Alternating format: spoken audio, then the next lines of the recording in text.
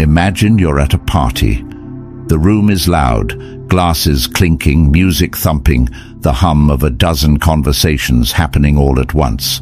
You're talking to someone, and the words are fine. They're asking about your job, your weekend. It's polite, it's pleasant, it's forgettable. But then, across the room, you feel it.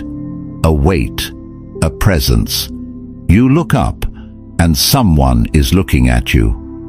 Not the quick, scanning glance of someone searching for the bathroom. No, they are looking at you. And in that split second, something happens that no amount of small talk could ever achieve. You feel a jolt, a spark, a silent question hangs in the air between you. Do I know you, or do I want to? We spend so much of our lives obsessing over what to say. We craft the perfect text message. We rehearse first date jokes in the mirror. We worry about awkward silences. But here's the truth that psychologists have known for decades and that poets have known for millennia. The most important conversations we ever have are the ones we have without a single word. Nonverbal communication is the secret language of the heart. In fact, according to leading experts in the field, words are often the least reliable tool we have for understanding someone's true feelings. As the compendium, Nonverbal Communication in Close Relationships points out, words can be limiting because people mean different things by the same words. They sometimes find it hard to express their feelings, and, let's be honest, they lie. But the body, the eyes, the tiny micro-movements we can't control, they never lie. Love, in its earliest stages, is a silent thing. It doesn't announce itself with a trumpet. It whispers. It hides in plain sight. It's a hand that lingers a second too long, a pupil that dilates in the dark, a pair of feet that turn toward you in a crowded room as if pulled by gravity. Today we are going to decode that whisper. We are going to explore the psychology of love through the lens of the body. Whether you're in the early stages of a crush, deeply partnered, or just wondering if that barista is flirting, or just being nice, this is for you. Here are 11 silent signs that you have stolen someone's heart. Sign 1. The lingering gaze, eyes can't lie. Let's start with the most powerful tool in the human connection arsenal, the eyes. We talked in a previous episode about how eye contact creates instant connection. But when it comes to stealing a heart, it's not just about contact. It's about duration and quality. There is a difference between looking and gazing. Looking is functional. It's how you find your keys or read a menu. Gazing is emotional. When someone's heart is stolen, they don't just look at you, they drink you in. Body language experts call this prolonged eye contact. If someone holds your gaze for just a second or two longer than what is socially normal, usually that's about 3 seconds, it is a major indicator of romantic interest. It's their brain's way of saying, I don't want to look away. I want to stay here, in this moment, with you. But there is a specific type of gaze that signals love rather than just lust. Behavior expert Judy James describes something called the eye flick. If someone is primarily interested in you physically, their eyes will flick down to your body, chest, legs, hips. But if they are falling in love, the eye flick moves from your face to your hands and back again. It's about connection, not consumption. And then there's the Duchenne smile. You've seen it. It's the smile that reaches the eyes. When someone looks at you and the skin around their eyes crinkles, when their pupils dilate slightly, an involuntary response to seeing something they like, you are witnessing a biological response they cannot fake. In that moment, their heart isn't just stolen, it's offering itself to you. Sign 2, the unconscious mirror. Have you ever been talking to someone and noticed that you're both sitting in the exact same position? Maybe you cross your legs and a moment later they do too. Or you lean forward on the table and they follow suit. This is called mirroring, and it is one of the most fascinating psychological phenomena in human interaction. When two people are in sync emotionally, Their bodies naturally fall into sync physically. It happens subconsciously. It's a form of behavioral matching that signals rapport, comfort, and deep connection. Social psychologist Justin Lemiller explains that we are naturally drawn to what is familiar. When we see someone who moves like us, gestures like us, and exists in space like us, our brain registers them as safe and familiar, even if we've only just met them. But in established relationships, mirroring goes even deeper. Body language expert Patty Wood notes that truly loving couples don't just mirror gestures, they may even begin to breathe in sync. They move through the world as a unit. If you watch them walk down the street, their strides will match. If they're sitting at a dinner table, their bodies will be oriented in the same direction. So if you catch someone subtly mimicking your posture, leaning when you lean, laughing when you laugh, it's not a performance. It's their nervous system saying, "I am with you, we are the same." Sign 3. The proximity pull, closing the distance. Think about personal space for a moment. We all have an invisible bubble. For most people, this bubble extends about 18 inches to 4 feet around us. This is reserved for friends, family, and trusted colleagues. Strangers, they stay outside. When someone has stolen your heart, rules of personal space go out the window. They will find excuses to be near you. They will stand just a little closer than necessary. They will sit next to you even when there are plenty of empty seats elsewhere.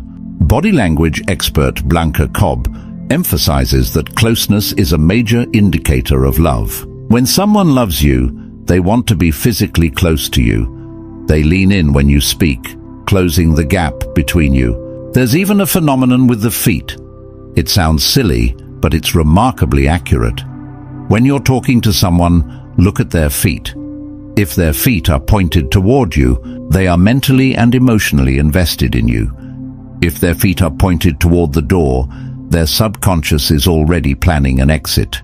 As Wood explains, when a couple is in love, even their feet will naturally point toward each other.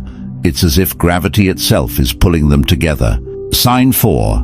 The protective touch, gentle possession. Touch is a tricky thing. It's the most intimate of the senses, and we guard it carefully. We don't let just anyone touch us. So when someone begins to initiate touch, and specifically protective touch, it's a massive green flag.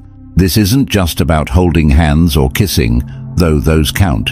It's about the small, almost invisible gestures. The hand on the small of your back as you walk through a doorway. The gentle brush of hair away from your face. The hand that reaches out to steady you when you stumble on the sidewalk. These touches say, "I've got you. You are safe with me." In the animal kingdom, protective gestures are part of the mating ritual. In humans, they signal a desire to care for and shield the other person.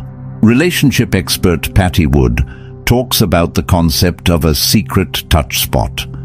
This is a spot on the body, anywhere, that a couple uses as a private point of connection. It might be a squeeze of the hand, a tap on the knee, or a brush of the shoulder.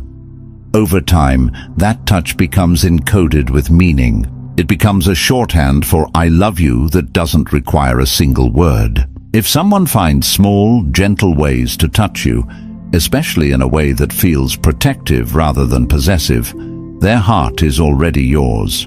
Sign 5. Emotional vulnerability, the lowered shield. Now we move from the physical to the psychological, and this one is perhaps the most difficult sign to offer, because it requires courage. We live in a world that tells us to be strong, to keep our cards close to our chest, to never let them see you sweat. But love operates by different rules. When someone is falling in love, they will begin to lower their armor around you. This is called emotional vulnerability. They will share things they don't share with others. They might talk about their childhood, their fears, their failures, or their dreams. They might admit to being scared or sad or insecure. Why do they do this? Because trust is the foundation of love. And you cannot build trust without vulnerability. By showing you their soft underbelly, they are saying, "I trust you not to hurt me. I trust you with the real me." Forbes highlights that expressing romantic attraction is an inherently vulnerable act. Instead of shying away from that vulnerability, those who are truly in love lean into it. If someone shares a piece of themselves with you that the rest of the world doesn't get to see, you haven't just stolen their heart, you've been given the keys to the vault. Sign 6, the tunnel of attention. In our modern world, attention is the most valuable currency. Our phones buzz, notifications ping, screens demand our eyes. To give someone your undivided attention in 2026 is a radical act. When someone has stolen your heart, you naturally develop what relationship coach Michelle Fraley calls tunnel vision. The rest of the world fades away. The noise becomes background static. When you're with that person, you are with that person. This manifests in specific ways. They remember the small details. You mentioned once that you hated olives, and 6 months later, they're ordering pizza and saying, "No olives, right?" They listen actively, asking follow-up questions that show they were truly engaged in what you said. Blanca Cobb puts it simply, it's their way of saying, "You matter more than whatever I was doing." In a world full of distractions, being the one someone chooses to focus on is a profound sign of love. Sign 7, the S-bend and preening primal signals. Let's get a little primal for a moment. Despite our fancy clothes and smartphones and social media profiles, we are still animals. And when we're attracted to someone, ancient mating rituals kick in. For women, one of the most telling signs is something called the S-bend. When a woman is attracted to someone, her back may arch slightly, causing her body to form an S shape. This posture subtly accentuates the curves and is a deeply ingrained signal of sexual attraction and a desire to flirt. For men, there's peacocking. This is the chest puffing, the straightening of the spine, the passing of a hand through the hair. It's a display. It's saying, "Look at me. See how strong, vital, handsome I am." Then there are the smaller preening gestures. A woman might touch her hair, stroke her neck, or bare her wrists, an area where perfume is often applied and where veins are visible, signaling warmth and accessibility. A man might adjust his collar or stand up straighter when you enter the room. These aren't conscious decisions, they're biological autopilot, and when you see them, you're seeing attraction in its rawest form. Sign 8, coyness and the look away. Here's a paradox for you. Sometimes when someone likes you, they won't look at you. This is the sign of the crush. It's the high school feeling all over again. You like someone so much that actually making eye contact feels terrifying. So you look away, you get shy, you blush. Judy James describes this as coyness. When we are attracted to someone, our response can sometimes manifest as shyness or even apparent disinterest. The avoiding of eye contact, the blushing, the going quiet. These are all telltale signs that someone is feeling overwhelmed by their emotions. If you catch someone looking at you and then quickly darting their eyes away when you notice, especially if they blush or fidget, they aren't being rude, they're being smitten. They're trying to regulate the intensity of their own feelings. Sign 9, future talk, painting you into the picture. Actions speak louder than words, but sometimes the words matter too. Specifically, the words about the future. When someone is falling in love, their mental timeline shifts. They stop thinking exclusively about me and now, and start thinking about us and later. They will naturally begin to include you in their future plans. This can be subtle. We should try that new restaurant sometime. Or it can be bold. I wonder what kind of house we'd live in.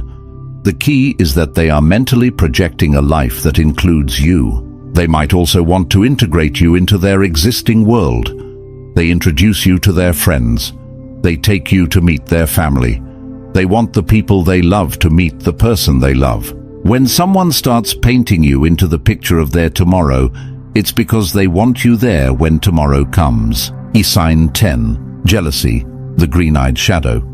We have to tread carefully here, because jealousy is a double-edged sword. A little bit can be a sign of caring. A lot is a red flag. But in the early stages of love, mild jealousy often appears. When someone has stolen your heart, the thought of losing you, or of someone else taking your attention, can sting. They might get quiet when you mention an attractive co-worker. They might seem a little more possessive than usual. This stems from the same primal place as protectiveness. It's the brain's way of saying, I value this connection. I don't want to lose it. As one source notes, when a man falls deeply in love, he may feel jealousy as a natural part of the bonding process, though it's crucial to distinguish between healthy attachment and controlling behavior. If they seem just a tiny bit territorial when someone else flirts with you, it's not about ownership. It's about fear of losing something precious. Sign 11, the comfortable silence. Finally, we arrive at the most beautiful sign of all. In the beginning, relationships are full of chatter. We fill the silence because silence feels dangerous.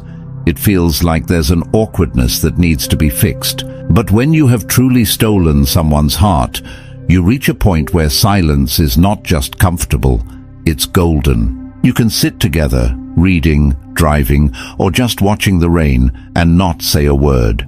And in that silence, there is no pressure, no anxiety. Just presence. You are two people existing in the same space, and that is enough. Body language experts note that in loving relationships, there is an open feeling. There's no need for armor, no need to perform. You can just be. That silence is the ultimate proof of love. It means the connection runs so deep that words have become optional. You aren't filling a void, you're sharing a moment. Reading the music, not just the lyrics. So there they are, 11 silent signs, 11 ways the heart announces itself without saying a word. As we wrap up, I want you to remember something. The psychology of love is not about creating a checklist and interrogating every glance or touch. He looked at me for 3.5 seconds. That's sign 1, check. That's not how this works. Instead, think of these signs as a language. The more fluent you become in it, the more you can appreciate the depth of the connection you share. You start to realize that love is not just something people say, it's something they do. It's in the leaning in, the mirroring, the protective hand, the comfortable silence. The next time you're with someone you care about, or someone you hope cares about you, pay attention to the music behind the words. Watch their feet, look at their eyes, notice how they hold their body, because the heart doesn't know how to lie, it only knows how to feel. And if you've stolen theirs, the evidence is written all over them. Thank you for listening. If you enjoyed this episode, please take a moment to rate, review, and subscribe. It helps more people find these conversations. And if you want to dive deeper into the psychology of connection, check out our episode on why eye contact creates instant emotional connection. Until next time, keep looking and keep seeing.